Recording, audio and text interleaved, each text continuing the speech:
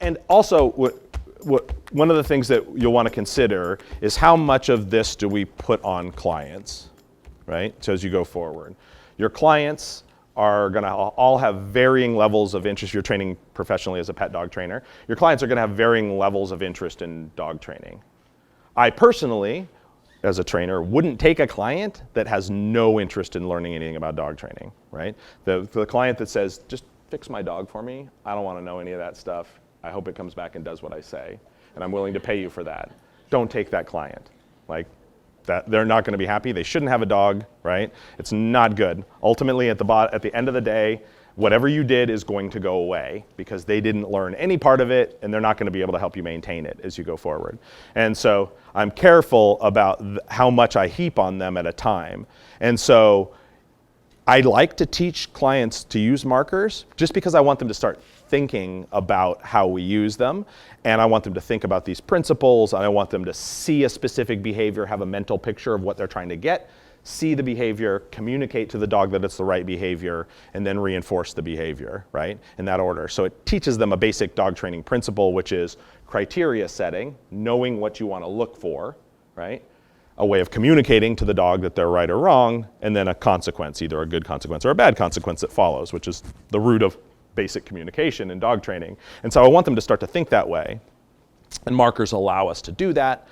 But a lot of the behaviors that markers are most beneficial for as we go forward in our training, you don't need them to teach pet dog behaviors, right? So you're not going to really need the same value of markers for a pet dog trainer. So there's going to be a whole bunch of behaviors you teach dogs that you could teach without a marker.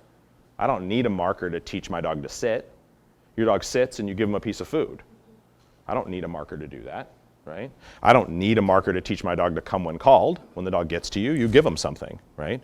They're learning to come when called, right? The markers have value, and I'll go into this in a little bit more detail, but markers have value when I'm talking about specific behaviors that are hard to reinforce when the dog does them. Distance behaviors. Behaviors like holding the object in your mouth. Behaviors like looking in my eyes. If I'm trying to teach you to look at my face, I can't give you a reward while you look at my face. Your dog's not going to go, right? Your dog's going to turn away from your face to take the reward. So if I'm not using markers and my dog's looking at me and I go to give them a reward, what's the thing they do right before they get the reward? They look away from me. Exactly the opposite of what I was trying to get them to do, right?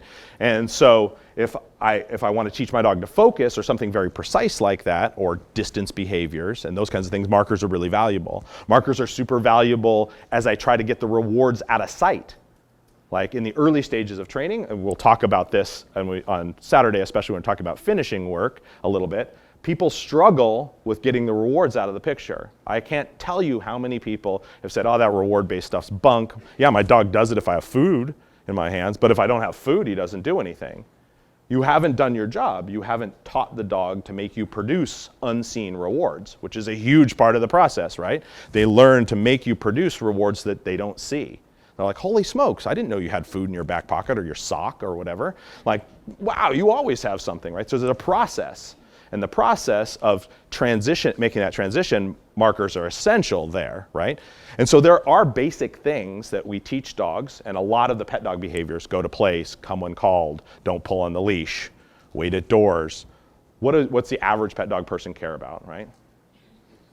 Come, maybe go to your bed, something like that. Don't jump on me and don't pull on the leash, right? I don't need markers for any of that, technically, right? But I want my clients thinking a little bit about dog training. So I will teach them the basic yes, good markers, right?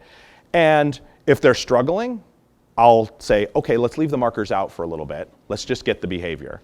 Like, just concentrate on seeing the dog sit and then hand them a piece of food, right? And once they have those mechanics down, I can, all right, let's think about this again, because the markers aren't necessary for them, right? And markers are most important during the teaching phase, right? Where they allow us to communicate.